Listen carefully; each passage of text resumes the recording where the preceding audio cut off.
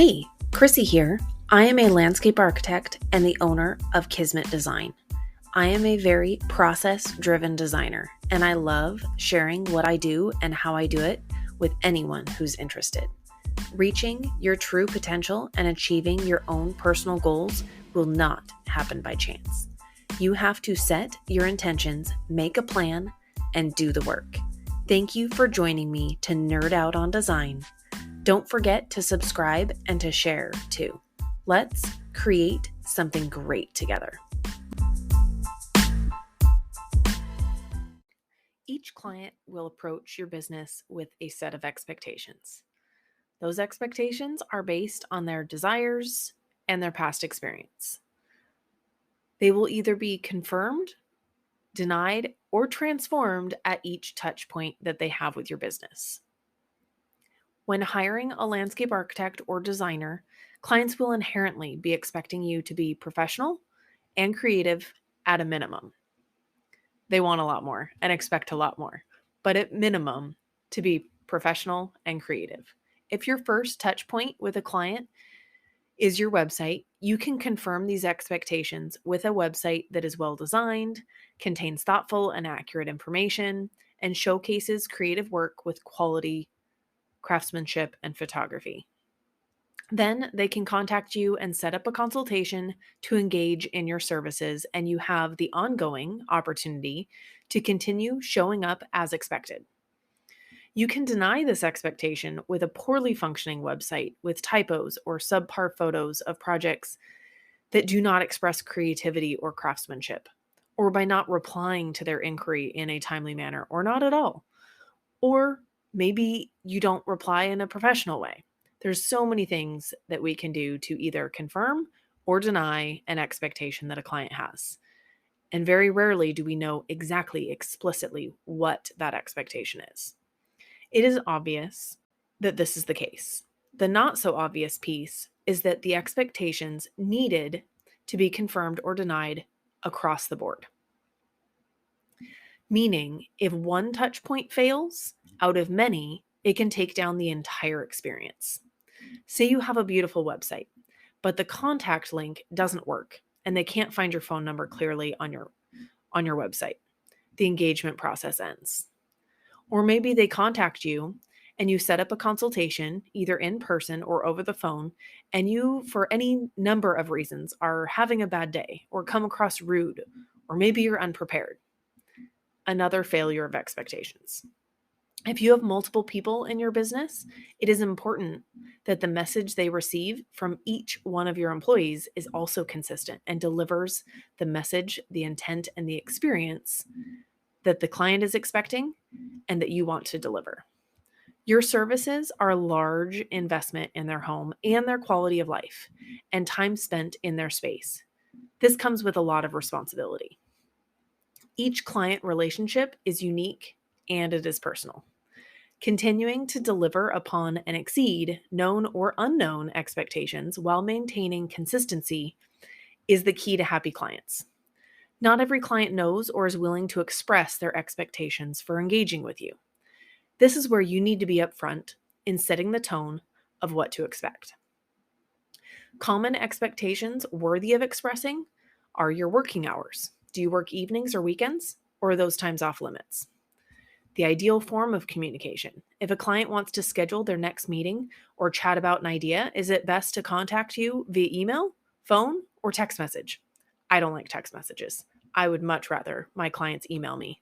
That way I can flag it as something I need to do if I look at it and don't have time to respond right away.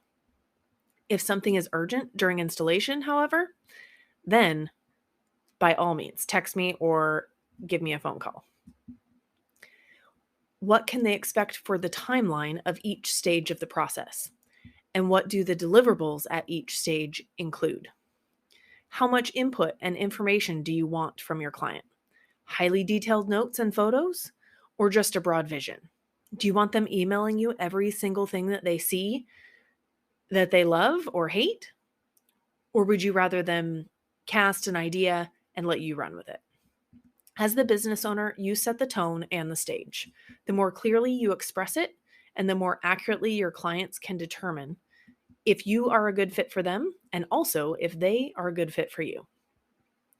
You can refer back to ideal client selecting.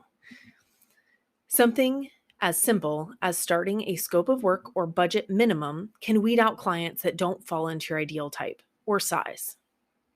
For example, I offer container planting services to my clients that I'm working with for larger installations. I do not offer these services to anyone else. Therefore, it's barely noted on my website. There's a couple photos, but it's not really listed. In the rare occasion that I do get contacted for those services, I refer them to my colleagues that offer that service. I do not offer ongoing garden maintenance, but am more than happy to provide referrals for that as well.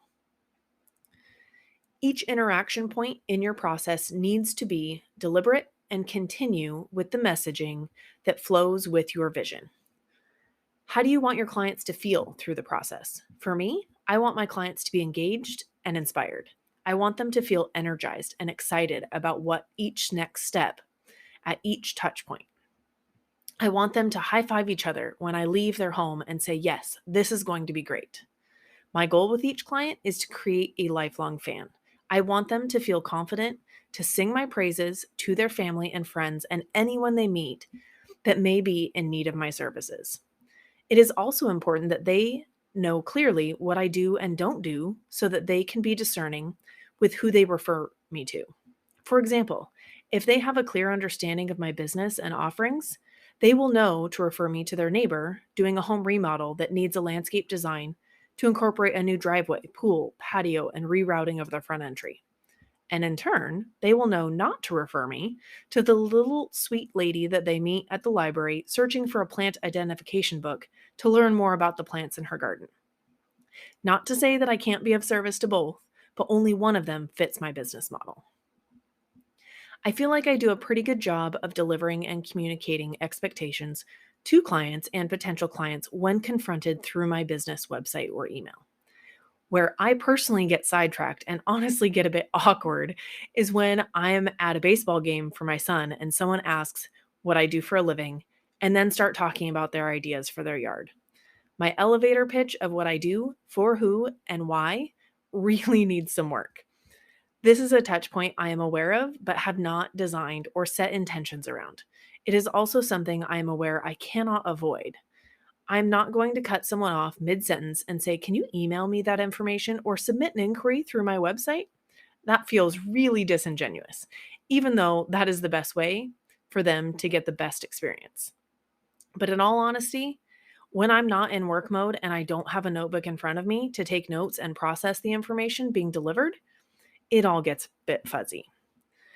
I therefore have combated this by keeping business cards in my car at all times. That way, if they truly do sound interested in my services, I can tell them that I will retrieve a card from my car.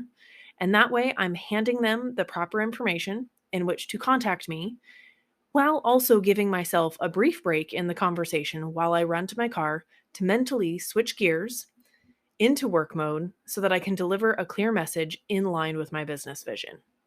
The clear, concise elevator pitch is still something I need to perfect, regardless. Setting and managing expectations is important at every step of the way. Intentionally designing the experience of each touch point a client has with you and your business will set the foundation for the remainder of your communication. More discussion on communication of design is available in episode 2. It is likely that you have a very clear vision of what you want your customer to feel and experience throughout your process, as well as what they would say about you to a potential referral customer or in a testimonial. You have the power to create this experience and design the process in a way that constructs that outcome with most of your customers. Likely not all. No one's perfect, and there will be variables out of your control, as well as hidden expectations that you fail to meet. That is okay. Focus on the good ones and do everything you can to recreate them and build your customer experience around that. Use the lessons learned from missed expectations to refine and get better. It's not a failure if you learn from it. The key takeaway that I want you to get from this is that your professionalism, branding, and ideal customer experience needs to be woven into each possible touch point a potential, existing, and past client will encounter. Website and social interactions, meetings both virtual and in person or over phone, emails and deliverables, etc., all set the tone, but so does seeing your logoed vehicle at the grocery store. So don't be that person that cuts someone off in your work vehicle. And make sure your employees follow the same gracious driving style as if it was their name on the side. If the messaging and service received is consistent, it will build trust and let your client know that you are reliable. When a client trusts you, the relationship can truly flourish, and you will both have a better experience. These deep relationships help build better referrals, allowing your business to continue growing with each client. More about referrals in episode 4. Consistently delivering a clear message and vision will over time become your brand.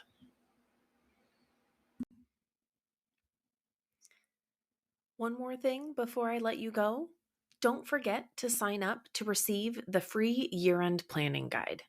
Go to my website, kismetdesignco.com, click on courses, and sign up to receive updates. I'm really excited for this, and I hope it becomes a super useful tool for your business.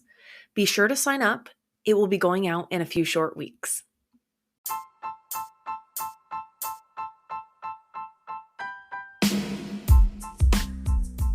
To wrap up, I want to thank you for your time. I hope the ideas discussed today have left you feeling excited and energized. As I build both my business and my life, I value the support and feedback you provide. I would love for you to reach out to me to let me know what you think, give me ideas, or just to connect. Please don't forget to subscribe and also share with a friend. Until next time, go create something wonderful.